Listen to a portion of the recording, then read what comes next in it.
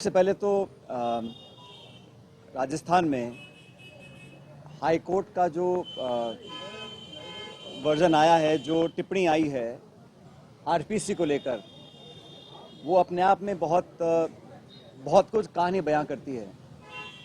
RPSC की वो संस्था है जहां से प्रदेश का नौजवानों का भविष्य तय होता है एक तरह से। और लंबे समय से मैं खुद भी कहता आया हूं और लोग भी कहते हैं कि आरपीएससी का जो गठन है, जो चयन प्रक्रिया है, जो कार्यप्रणाली है, जो जवाबदेही है, जो पारदर्शिता है, वो पूरी तरह कॉम्प्रोमाइज़ हो चुकी है।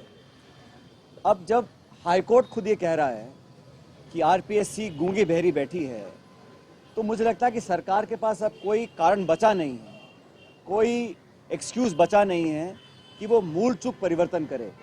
मैं पहले भी कह चुका था कि नौजवानों का भरोसा अगर आरपीएससी के काम करने के तरीके से उठ जाएगा, अगर लोगों का विश्वास खत्म हो जाएगा, चाहे वो चयन प्रक्रिया है, चाहे वो इंटरव्यूज़ हैं, चाहे वो एग्ज़ाम्स कंडक्ट करने का जो प्रोसेस है, अगर उस सब पे नौजवान लोग विश्वास करना बंद कर देंगे तो हमारे देश और प्रदेश के लिए बहुत दुर्भाग्यपूर्ण घटना होगी। मैंने पहले कहा था कि आरपीएससी में जो हुआ वो पूरा एक्सपोज हो चुका है, तो बिना समय ज़ाहिर करे उसमें मूल चूक परिवर्तन करना पड़ेगा। और बार बार ये कहना कि वो संवैधानिक संस्था है, उसमें परिवर्तन करना पॉसिबल नहीं है, ये महज एक बहानेबाजी है। 1 साल से ऊपर सरकार को हो गया और सरकार अगर चाहती तो बहुत कुछ परिवर्तन ला सकती थी, लेकिन महज चुनावी भाषणों में बातें बोलना और सत्ता में बैठने के बाद अपनी आंख बंद कर लेना इस बात को दिखाता है कि कोई अनावश्यक दबाव सरकार के ऊपर होगा। क्योंकि पुनर्गठन करने में, उसको रीऑर्गेनाइज करने में, उसमें कुछ चेंजेस लाने में या उनके वर्किंग को बदलने में सरकार बिना समय खोए काम कर सकती थी, लेकिन जानबूझ के इसको लटकाया गया। अब जब हाईकोर्ट ये बोल रहा है तो सरकार को मुझे लगता है बिना समय ज़ाहिर करे इमीडिएटली इसमें मूल चूक परिवर्तन करना पड़ेगा और करना चाहिए। सब चीज़ों में जो मेंबर सिलेक्ट होते हैं, कौन करता है, कैसे करता है, कोई मापदंड हो, कोई क्राइटेरिया हो। सिर्फ लोगों को संतुष्ट करने के लिए वर्ग, जाति, समाज और प्रांत के अलग अलग लोगों को ऑब्लाइज करने के लिए हम नियुक्तियां करेंगे तो वो गुणवत्ता में बहुत कॉम्प्रोमाइज़ हम लोग करते हैं। जब चोरियां पकड़ी जा रही हैं, रंगे हाथ लोग पकड़े जा रहे हैं, पुलिस कार्रवाई कर रही है, फिर भी आरपीएससी को अभी तक सरकार ने कोई भी बदलाव के संकेत नहीं दिए हैं और सिर्फ अपनी जान बचाने के लिए स्टेटमेंट्स दे रही है। और कल का जो स्टेटमेंट हाईकोर्ट का आया है उसके बाद तो मैं समझता हूँ कोई कारण नहीं रहा कि सरकार इस पर कार्रवाई ना करे। सरकार को करना चाहिए और ये बताना चाहिए कि 14-12 महीने सरकार ने ऐसा क्यों नहीं किया। इस बात को ना सिर्फ मैं, हमारी पार्टी, प्रदेश के लोग सैकड़ों बार उठा चुके हैं। दूसरा भी, सरकार के एक मंत्री हैं जिन्होंने आरोप लगाया, एक पब्लिक प्लेटफॉर्म से आरोप लगाया कि उनका फ़ोन टैप हो रहा है। किसी भी व्यक्ति की प्राइवेसी पर हनन करना कोई सरकार नहीं कर सकती है, कोई भी नागरिक हो। और जब वो नागरिक शपथ लिया हुआ सरकार का एक मंत्री हो और पब्लिक प्लेटफॉर्म से बोल रहे हो और सरकार कोई जवाब नहीं दे रही है, क्योंकि एक कलेक्टिव लीडरशिप होती है, सरकार का मंत्री सरकार का नुमाइंदा है, तो एक तरह से सरकार खुद बोल रही है और वो खुद कह रहे हैं कि मेरा फ़ोन टैप हुआ। उन पर उनका दल एक कार्रवाई करता है, वो उनका अंदरूनी मामला है। भारतीय जनता पार्टी का एक संगठन है, उस संगठन में वो किसको नोटिस देते हैं, क्या कार्रवाई करते हैं, ये उनका निजी मामला है, मैं उस पर नहीं जाना चाहता हूँ। लेकिन पब्लिक लाइफ में सरकार के एक मंत्री, जो आज भी मंत्री हैं, वो एक क्लेम करते हैं और कहते प्रमाण मेरे पास है, और सरकार कोई जवाब नहीं दे रही। सदन के अंदर सरकार को जवाब देना चाहिए। पूरा प्रदेश और पूरा देश जानना चाहता है कि एक जिम्मेदार व्यक्ति जो आपकी सरकार के मंत्री हैं, वो आरोप लगा रहे हैं कि उनके साथ उनका फ़ोन टैप हो रहा है और सरकार के पास जवाब कोई नहीं है। सिर्फ उनका संगठन कार्रवाई करके जवाब पूछ रहा है कि आपने ऐसा क्यों बोला गया। कोई आम नागरिक बोलता, कोई उनके दल का कार्यकर्ता बोलता, मैं समझ सकता हूँ, लेकिन सरकार का एक मंत्री, और ये मजाक बना रखा है। वो इस्तीफा दिए बैठे हैं, उनका इस्तीफा एक्सेप्ट नहीं हो रहा, वो कुछ स्टेटमेंट देते हैं, मंत्री होने के नाते कहते हैं मेरा फ़ोन टैप हो रहा है, तो संगठन कार्रवाई कर रहा है। फिर उनका जवाब, पता नहीं उन्होंने जवाब क्या दिया होगा, लेकिन मैं मानता हूँ ये मजाक बना हुआ है। लगभग 1 साल हो गया। किसी व्यक्ति को पार्टी में काम करने का अधिकार है, लेकिन जब वो मंत्री बन जाते हैं तो अलग जिम्मेदारी होती है। और एक कलेक्टिव लीडरशिप में every minister speaking for the government. जो स्टेटमेंट उनका आया है उस दिन फ़ोन टैपिंग का, वो सरकार का स्टेटमेंट है। सरकार में बैठा मंत्री खुद कह रहा है मेरा फ़ोन टैप हो रहा है, और सरकार मजाक बना रखा है। तो पूरी प्रणाली को एक तरह से चैलेंज किया है, और दुर्भाग्य है कि सदन चल रहा है, सत्र जारी है, और हमारी पार्टी ने, हमारे दल ने सदन के अंदर मामले को उठाया, कोई जवाब नहीं आया। मुझे लगता है कि सरकार को कुछ निर्णायक कार्रवाई करनी चाहिए, सच्चाई जनता के सामने आनी चाहिए। अगर किसी सूत्र ने उनको बताया था तो डॉक्टर साहब को भी उसका सूत्र का खुलासा करना चाहिए। कौन वो लोग थे, कोई अधिकारी थे, कार्यकर्ता थे, या कोई पत्र जो भी था, क्योंकि इतना आसान नहीं है। और ये फ़ोन टैपिंग का मामला मैं समझता हूँ बहुत गंभीर मामला है। इस पर सरकार को स्पष्टीकरण देना चाहिए और एक वाइट पेपर जारी करना चाहिए कि हमारे मंत्री ने ये बोला, सही था या गलत था। सिर्फ पार्टी के लेवल पर कार्रवाई करना मैं समझता हूँ पर्याप्त नहीं है।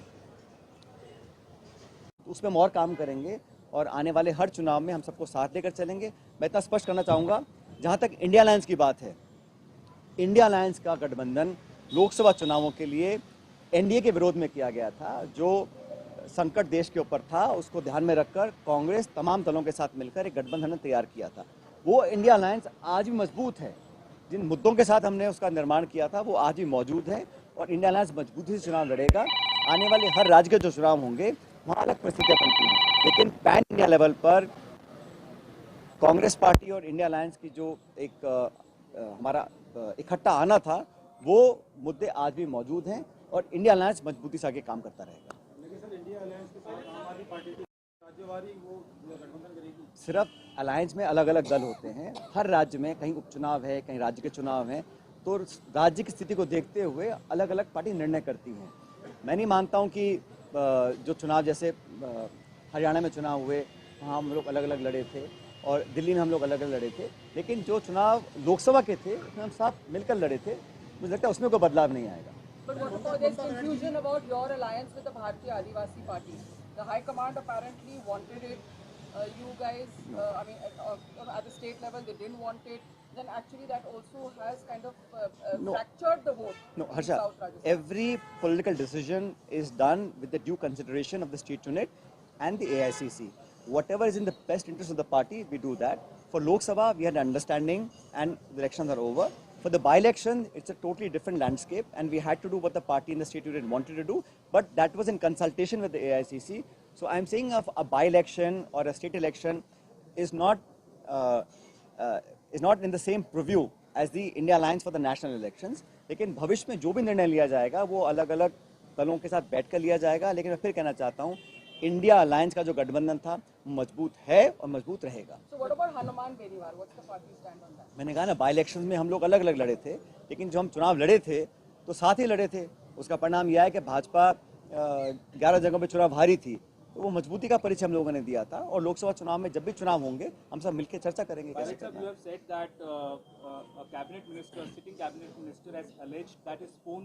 है। And the government has made a mockery of it. Do you think phone tapping used to happen during the Congress regime as well?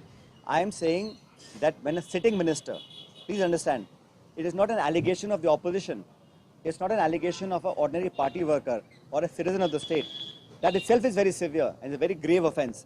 But if a sitting cabinet minister has on record made that allegation that his phone is tapped, a mere organizational notice does not justify the action that should have been taken.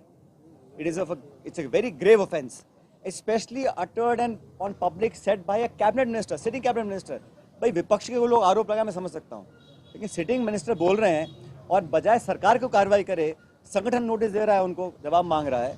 That does not justify the action that is required to be done. And phone tapping is a serious offence. Any such incident, now or before, should be absolutely transparently investigated, and anyone found guilty, any leader, any party member, any officer, any police officer, जो भी है, अगर किसी ने कुछ गलत किया है तो उसका आना चाहिए. कहा है कि हर गलती सजा मांगती है, तो गलती करेगा तो सजा मिलनी चाहिए. स्वर्गीय माथुर साहब के विषय में जो आपने बात बोली, तो करुणलाल मीणा भी एक इंटरव्यू में बोल रहे थे कि ऐसा ही हुआ था, मेरे को मारने की प्लानिंग. अब वो जान बचाने के लिए ध्यान भटका रहे हैं ना, तो स्टेटमेंट दिया है भाई, स्टेटमेंट दिया ना, उस पर चर्चा करनी चाहिए उनको. और अगर ऐसा कुछ था प्रमाण लेकर आए उसका. लेकिन जो दुनिया में नहीं है, 20-25 साल 30 साल पुरानी बात कर रहे हैं आप, ऐसी आरोप लगा देंगे किसी के ऊपर, ये गलत है। वो तो आप आज आप क्राइसिस में आ गए हैं, आप अपनी जान छुड़ाने के लिए इधर उधर की बातें कर रहे हैं, और क्या प्रमाण है किसी के पास? ना तो भैरव सिंह जिंदा है, ना माथुर साहब जिंदा है। लेकिन इस प्रकार की बातें बोलना एक बड़ा गैर जिम्मेदाराना बयान है। ये तो आप बात कर रहे हैं, समरावता में जो हिंसा हुई है उसके जो पीड़ित हैं वो आज भी न्याय मांग रहे हैं। वो कह रहे हैं कि उनको न्यायिक जांच होनी चाहिए, पर अभी तक कोई इसके ऊपर फैसला नहीं हुआ। संभागीय जांच सरकार ने पहले ये कहा था, सरकार के मंत्री ने कहा था कि न्याय जांच होनी चाहिए, मैंने भी मांग की थी। अगले दिन कहा था कि वहाँ पर जो एट्रॉसिटीज़ हुई हैं उसकी न्यायिक जांच हो, प्रशासनिक या पुलिस की जांच से सच्चाई सामने नहीं आएगी। न्यायिक जांच नहीं कराई, इसका मतलब है सरकार नहीं चाहती कि वहाँ न्याय हो। अगर किसी के साथ गलत हुआ है, घरों में घुसे हैं, लोगों को मारा है, उनके सामान जला दिए, सब कुछ किया है, दिन छिपने के बाद किया है, जब जांच ही नहीं हो रही है तो न्याय कैसे मिलेगा? और सरकार की कोई मंशा न्याय देने की है भी नहीं। अगर होती तो बहुत पहले जांच के ऑर्डर हो जाते और सब दूध तो दूध पानी का पानी हो जाता। Sachin ji, you've taken a stand on phone tapping, but in the previous government, there were allegations also from people who had gone with you, of your supporters, that their phones were being tapped also in the previous government. From what I understand, Harsha, that matter is under it's sub judice right now. There is a matter going on. So truth will prevail. जो भी सच्चाई सामने आएगी। मैं तो in principle बता रहा हूँ आपको, फोन टैपिंग कोई छोटा मोटा मुद्दा नहीं है। और विशेष रूप से जब सिटिंग मंत्री खुद कह रहे हैं मेरा फोन टैप हो रहा है, भाई कांग्रेस के लोग बोले तो आप कहोगे पॉलिटिकली मोटिवेटेड है, इस पे क्या बोलिएगा? सर आप कैबिनेट मिनिस्टर की बात कर रहे हैं, पूर्व मुख्यमंत्री के एक्स ओएसडी ने आरोप लगाया है कि उस समय में फोन टैपिंग हुई थी, उनको दी गई थी रिकॉर्डिंग। आप अपनी सरकार के बारे में क्या कहेंगे? आपका सवाल क्या है बताओ?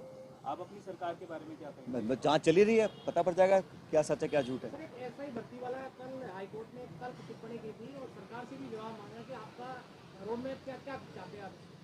अब यार जब कोर्ट को इंटरवीन करना पड़ रहा है हर मुद्दे पर, भर्ती पर, आरपीएससी पर, सरकार कर क्या रही है?